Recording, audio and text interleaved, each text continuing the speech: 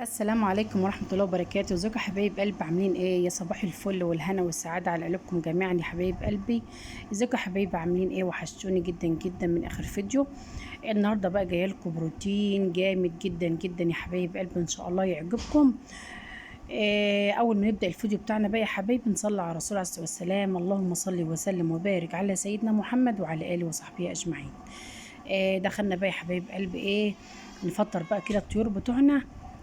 طبعا كده كان طالع لي بطتين كده من تحت بطه عندي، يعني كانت نايمه عندي وكده، وطلعت لي الاربع بطات دول، وجبت طبعا الفراخ ديت معاهم، وقلت بقى اربيهم مع بعض. طبعا تربيه الطيور جميله جدا يا حبايبي. طبعا بتخليكي، يعني بتوفر عليكي، يعني اللي يخليكي تروحي تشتري فرخه من بره مثلا بمبلغ وقدره. لا، الحاجه اما تكون موجوده في البيت بتسد بصراحه. ممكن تكون في اليوم دون ما يكونش مثلا معاكي فلوس ان انت تجيبي، فحاجتك في البيت تغنيك يا حبيبه قلبي، حاجتك في البيت تغنيك. النهارده بقى يا حبيب قلبي وانا بعمل روتين والمطبخ والمشتريات، طبعا وجبت مشتريات. وطبعا بقى مش هحرق لكم الفيديو. تمام؟ قولوا تمام، يبقى تمام ان شاء الله. دخلت بقى وريت لكم المطبخ كده، شوفوا المطبخ كان عامل ازاي يا حبايبي، المواعين اللي كانت عندي والحاجه. ففي الوقت ده بقى لقيت محمد جاي لي اول مره يا جماعه يجيب لي طلبات من السوبر ماركت، والله بجد كان في الكورس بتاعه. وطلع بقى واجا لقيته بقى جايب لي جبنه موتزاريلا، ولقيته جايب لي مكرونه وسمنه وعصير معلب، واللهم صل على النبي، وشويه حاجات كده له هو واخواته. ربنا يحميه يا رب ويبارك فيه ويخليه لي هو واخواته وما يحرمنيش منهم ابدا، واشوفهم كده احسن ناس في الدنيا كلها. ربنا يبارك لي فيهم ويرزق كل مشتاق بالذريه الصالحه، اللهم امين يا رب العالمين. وجايب لي طبعا مناديل يا جماعه وصوصات بقى، وبصوا مروق عليا انا واخواته. ربنا يحبه لي يا رب ويبارك لي فيه.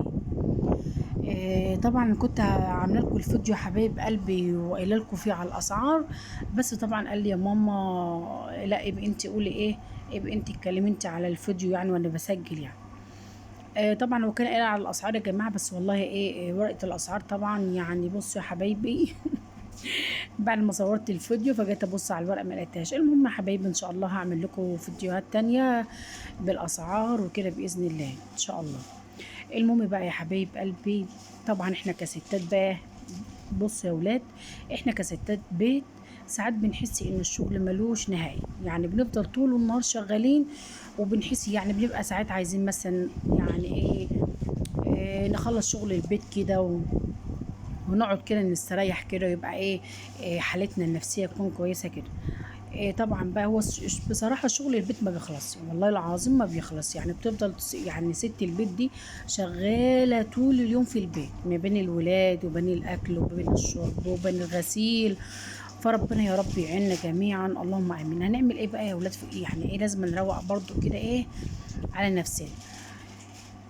يبقى كل واحدة فينا بقى يا حبايبي قلبي بتحس بيجي لها وقت كده، يعني انا على طول شغالة، انا على طول يعني طول النهار كده. لا، فاحنا لازم بقى يعني نريح نفسيتنا كده يا حبايبي، لازم نريح نفسيتنا. هلاقي ان البيت بقى نضيف. طبعا احنا بنفضل شغالين طول النهار في البيت، بس ما بيكون بقى البيت يعني حواليك نضيف، بيتك مرتب، ولادك نضاف، بتحسي كده طبعا براحة نفسية، والله العظيم بتحسي براحة نفسية. اي نعم ان احنا يعني ربنا يعيننا يا رب، يعني طول النهار ما بنقعدش بمعنى اصح، بس طبعا ربنا يعيننا. بنلاقي طبعا بيتنا نضيف، حد جاي لنا فجأة. طبعا يعني يا ولاد لازم يبقى البيت يعني بتاعنا كده يكون نضيف وكويس. المهم طبعا يعني هو المهم طبعا النفسية، بس النفسية طبعا لما تلاقي بيتك نضيف بقى وعيالك نضاف ومرتبين وكده، بتحسي براحة بنفسية بصراحة. نخلص بقى شغلنا برضو، نعمل ايه بقى عشان نروق بقى على مزاجنا. نقوم جايبين بقى عاملين كوبايه فنجان كده قهوه. تمام؟ او قعده هاديه كده يا ولاد عشان نقدر نكمل اليوم بطاقه. وانا عايزه اقول لكم ان كل واحده فينا يعني بطلتها البسيطه وروتينها اليوم، يعني كل حاجه في الروتين بتاعنا هو كل حاجه يعني طول اليوم بتعمل انجاز كبير طبعا. يعني احنا بنعمل انجاز كبير جدا جدا والله بجد يعني. يقولوا لي بقى ان الست ما بتتعبش. لا، الست يعني مثلا ما زعلوش مني، ممكن يعني الراجل يدخل البيت ويقول لك يعني انت مثلا بتعملي ايه طول النهار؟ ايه اللي انت بتعمليه طول النهار؟ ما تزعلش طبعا مني كل يعني اخواتنا طبعا على راسنا الرجاله، بس انتوا بصوا ما بتحسوش بالست بمعنى اصح. يعني بصوا، المفروض الواحدة تلاقي يعني ايه يا ولاد، راحة نفسية، تلاقي كلمة حلوة. يعني ممكن تبقي طول النهار شغالة في البيت ومطحونة ومع بين البيت والولاد وده، وتيجي تبص تلاقي الراجل ساعة ما يجي ويقعد معاكي، انت يعني بتعملي ايه؟ انت مفيش وراك الا التليفون، انت مفيش وراك الا التليفون ماسكاه طول النهار. طب ما انا لو انا ورايا التليفون ماسكاه طول النهار، يعني بيتك ما انت مش هتلاقيه نضيف. يعني لو بس قعدت يوم او اتنين ان انا ما اعملش طلبات بيتي، او ان انا ما اضيفلكش بيتك، هتيجي تبص تلاقي البيت كله. فهي الرجاله يا ولاد مش هتحس الا لما احنا نسيبهم كده، والله بجد. والله العظيم مش هيحسوا بينا الا لما نسيب لهم بقى البيت كده، يعني باليوم والاتنين والتلاته كده من غير ما ننضف لهم فيه. عايزاكم بقى تكتبوا لي يا اولاد حبايب قلبي في التعليقات، ايه اكتر حاجه بتحسوا انها يعني ايه بتعجبكم في الشغل اليومي، وايه طريقتكم للتغلب عليها. يمكن يعني انتوا يعني انا افيدكم وانتوا ايه تفيدوني. طبعا بقى ايه دخلت بقى طبعا يا حبايبي، ايه نرجع الفيديو بتاعنا، رحت بقى ايه على السلم. طبعا مسكته بقى نضفته وروقته وخليته فل يا حبايبي. طبعا دي دخلت بيتنا يا جماعه، دي دخلت بيتنا يا بنات والله العظيم. طبعا اهم حاجه في البيت يعني دخلت السلم، اللي هو دخلت البيت السلم والمطبخ والحمام والريسبشن. ما زعلش مني اللي بيجيلك ده ما بيخشلكيش مثلا اوضه، اي نعم انت لازم تخلي بيتك كويس وبيتك نظيف واوضتك نظيفه، بس اهم حاجه 3 حاجات في البيت، اهم حاجه او 4 حاجات كمان. المطبخ يكون نظيف دايما، الحمام طبعا يكون نظيف، يعني اعزكم الله يعني. طبعا دخلة البيت بتاعتك تكون نظيفة. يعني يكون يعني يومنا بسيط كده. وبرضه لازم ندلع نفسنا، يعني مش هنفضل بقى طول النهار بقى ايه تنظيفات تنظيفات تنظيفات، لا ما احنا لازم يكون لينا راحة نفسية يا جماعة، لازم. المهم يا حبيب قلبي ايه، خلصت بقى السلم بتاعه ودخلت بقى على الغسيل. يا دي الغسيل اللي ما بنخلصش منه، والله العظيم يا حبايبي. الهدوم بشيلها من على البلكونة، ارجع تاني اشغل الغسالة على دورة تانية. فربنا يعين. حطيت دورة كده طبعا في الغسالة يا حبايبي، وقلت بقى ايه امسح كده الغسالة كده واروقها واخليها فله كده، وحتة المطبخ كده، وايه وندخل بقى يا حبايب قلبي على المواعين. طبعا المواعين بصي طول النهار انت واقفه على الحوض غسيل مواعين، اه والله العظيم غسيل مواعين. بصوا يا حبايبي انا عايزه اقول لكم حاجه، عاوزاكم اول ما تبداوا كده، يعني مثلا كل واحده فينا بيبقى جيلها ساعات ان هي يعني كسلانه، مش قادره تقوم تعمل حاجه. والله العظيم حتى انا واحده منكم يعني. إيه بقوم راح يعني ما زعلش مني، يعني مش هتعملي مصالحك، مين اللي هيعمل لك؟ ما فيش الا انت طبعا. تمام. فانت تقوم مستعيذه بالله، تمام، وتستعيذي من الشيطان، وتقوم رايحه بقى يا حبيبه قلب ايه جايبه كوبايه القهوه بتاعتك والقران بتاعك الجميل كده، لو في قران في البيت شغليه، وتقول يا رب كده عني وقويني يا رب على خدمة ولادي وعلى خدمة بيتي. هتلاقي والله العظيم ربنا ميسر لك كل حاجة، بجد ربنا ميسر لك كل حاجة والله العظيم. فربنا يعيننا جميعا ويعين كل ست مصرية يا رب، وعربية، وكل الستات في العالم كلها. فربنا يعيننا جميعا يا حبايب قلبي. اللايكات بتاعتكم الجميله بقى يا حبايبي، والاشتراك في القناه فضلا منكم وليس امر، واستنى منكم كومنت جميل يا رب كده يشجعني ويقويني. يعني كومنتاتكم والله العظيم بتشجعني وبتقويني يا حبايبي، فبالله عليكم كومنتاتكم حلوه كده وايه، وتصلوا على النبي في الكومنتات، وقولوا لي بقى يا حبايب قلبي يومكم بتمشوا ازاي، وقولوا لي عايزين اعمل لكم روتينات ايه. اكتبوا لي في التعليقات يعني إيه هنعمل ايه روتينات مع بعض، اعمل لنا كذا يا ام محمد كده يعني.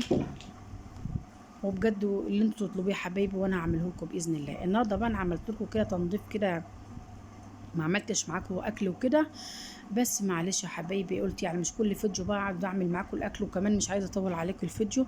قلت ايه استفدت يعني استفدت بالفيديو ده النهارده بالمطبخ والسلم، وطبعا غسلت باب الشقه كده وخليته فله وخليته بيلمع كده.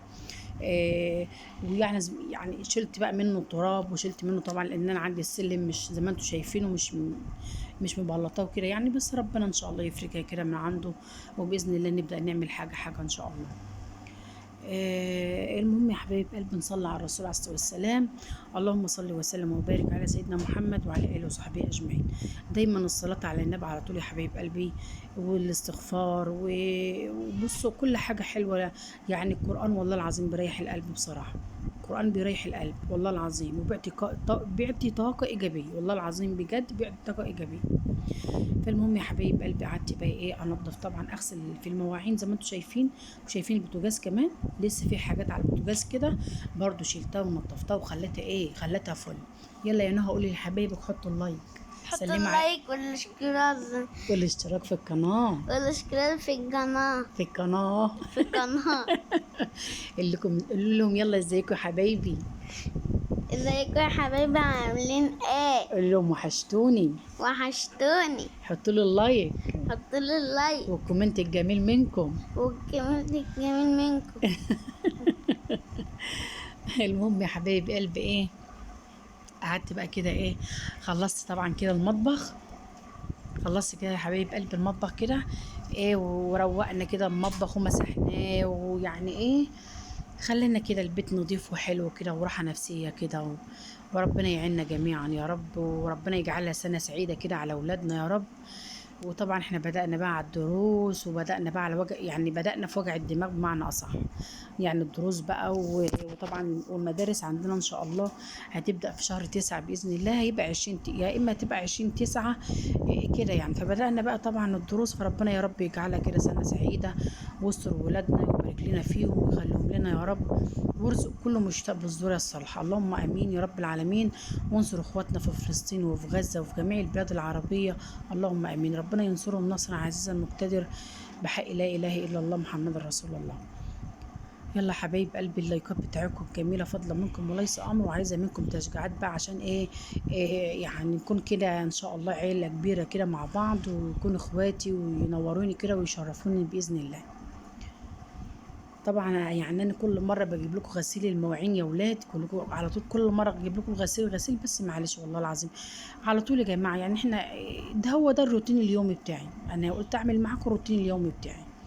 خلاص طبعا بقى كده المواعين يا حبايبي، وقلت بقى اجيب المقشه بتاعتي برضو كده ايه، وامسح واكنس الايه، اكنس كده المطبخ، طبعا الباب بتاع المطبخ كده اكنسه وامسحه طبعا بالشرشوبه كده بشويه بتاع بريل، شويه كلور، يعني يكون ايه نضيف كده يا حبايبي. كنسته كده يا حبايبي وخليته فله طبعا، والحمد لله على كل حال، الحمد لله حمدا كثيرا طيبا مباركا فيه، الحمد لله. جبت طبعا يا حبايب قلب الشرشوبة، وده يا حبايب قلبي كان الفيديو بتاعي، يا رب يا رب يكون فيديوهاتي تعجبكم، وبالله عليكم الاشتراك في القناة فضلا منكم وليس امري يا اغلى اخوات في الدنيا، بالله عليكم اشتراككم في القناة واللايكات بتاعتكم الجميلة، ويعني شاركوا كده الفيديوهات مع حبايبكم كده واخواتكم وحبايبكم يا حبايبي. تمام يا حبايبي، وده طبعا ايه الفيديو، يعني ده طبعا المطبخ بعد ما انا ما خلصته. ويلا حبايبي مع السلامة.